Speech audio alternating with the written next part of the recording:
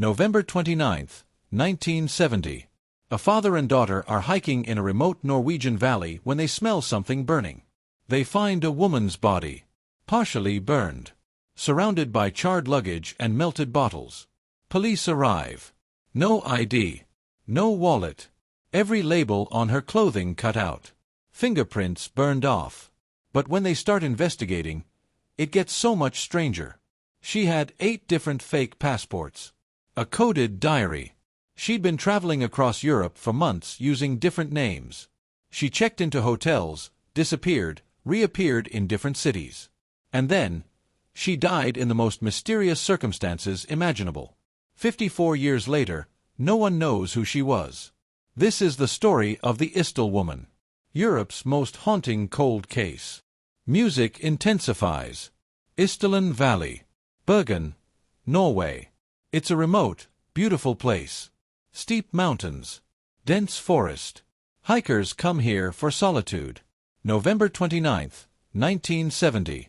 A professor and his 2 young daughters are hiking when they notice a horrible smell. Burning. Chemical. Wrong. They investigate. There, in a small clearing, they find her. A woman's body. Partially burned. Face unrecognizable. Positioned against a rocky outcrop. Around her, 2 burned suitcases. Melted plastic bottles, probably accelerant. Charred clothing. Several pill containers. The professor immediately calls police. When investigators arrive, they realize this isn't a simple hiking accident or suicide. The first red flags. Her position was deliberate. She was lying in a specific pose, almost staged. Every piece of clothing had labels removed. Cut out. Deliberately. Her jewelry was positioned oddly, like someone arranged it. The fire pattern was strange, concentrated on upper body and face. She was in an unusual location, not on the trail, but off it. And here's what really bothered investigators. They found over 50 sleeping pills in her system. Enough to kill someone several times over. But if she was already unconscious from pills, how did she set herself on fire? The investigation was about to reveal something even more disturbing. This woman had been living multiple lives. Police start by examining the burned suitcases. Most items are destroyed, but they find something incredible. 8 fake passports. 8 different names. All with her photo. The names she used: Fenella Lork, Alexia Zarnamerches, Claudia Tielt, Vera Jarl, and 4 others. All fake. None of these people existed. But that's just the beginning. Police trace her movements across Europe in the months before her death. Her timeline. March 1970. Appears in Belgium using one identity. May 1970. Geneva, Switzerland, different name. June-August, Paris, France, another identity. September, back to Norway, new name. October, multiple Norwegian hotels, constantly changing identities. November, Bergen, checks into hotel, disappears to valley, dies. She never stayed anywhere more than a few days. Always paid cash. Always used fake names. The hotel pattern. Witnesses describe her as well-dressed, elegant, sophisticated. Spoke German and French fluently, with possible accent. Between 30 to 40 years old. Wore wigs and changed appearance frequently. Avoided conversations. Never made phone calls from hotels. Left no fingerprints, wore gloves indoors. She was meticulous about hiding her identity. But why? The coded diary. In one suitcase, police find a small notebook. It's not burned. Inside, cryptic notes. Dates. Location codes. Numbers. It looks like a travelogue, but it's written in some kind of cipher or personal shorthand. Example entries. P27, OSL. Alex, 134. Location abbreviations that match European cities. Intelligence analysts look at it. They say it resembles operational notes used by spies or intelligence operatives. But who was she working for? The luggage mystery.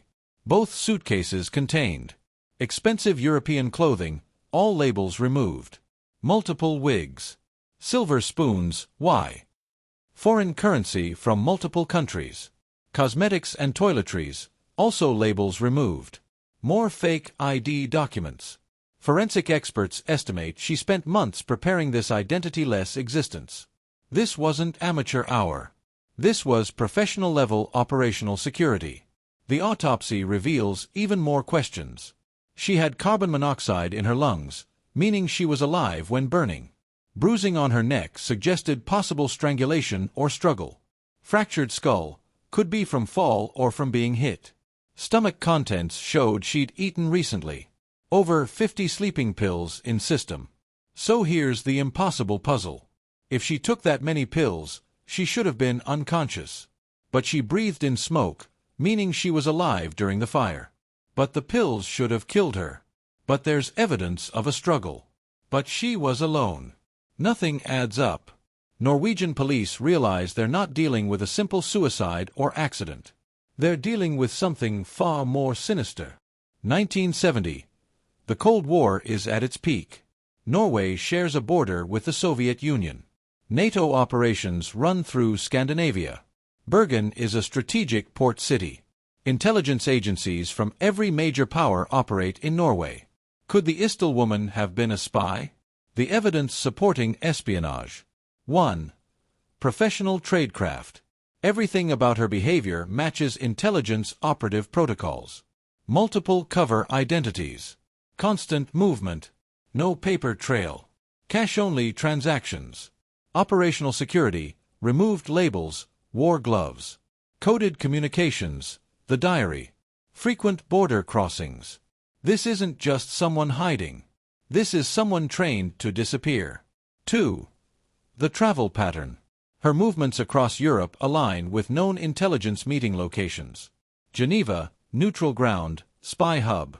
Paris, major intelligence center. Brussels, NATO headquarters. Oslo, Scandinavian operations. She was hitting every major Cold War espionage hotspot. 3. The timing. Late 1960s, early 1970s. Height of Cold War espionage in Europe. Double agents being exposed. Intelligence operations intensifying. 4. The death scene staging. Some investigators believe she didn't die alone. Evidence suggests someone could have forced her to take pills. The fire was set after she was unconscious. The positioning of her body was deliberate. It was made to look like suicide. Why? To send a message. In the spy world, burned bodies with no identification are a signature. A warning. This is what happens to traitors. But which agency? Theories include Soviet KGB, eliminating a Western agent. Israeli Mossad, several Mossad operations in Norway around this time. East German Stasi, known for brutal eliminations. Western agencies, cleaning up a compromised operative. The Belgian connection. One promising lead, a woman matching her description was seen with a Belgian man in Bergen days before her death. Police track him down. He's evasive. Admits meeting her but claims he doesn't know anything. Intelligence sources later suggest he may have been a Belgian intelligence officer. He's never officially questioned. The investigation stalls. Alternative theory, international criminal. Some believe she wasn't a spy but a high-level smuggler. An international con artist. Someone fleeing organized crime. A witness protection situation gone wrong. But this doesn't explain the professional-level tradecraft. The most disturbing theory. She was a spy who wanted out. She tried to defect or disappear. But her handlers found her. The Isdal Valley was her execution site. Made to look like suicide. A message to other potential defectors. The sleeping pills, the fire, the staging, all designed.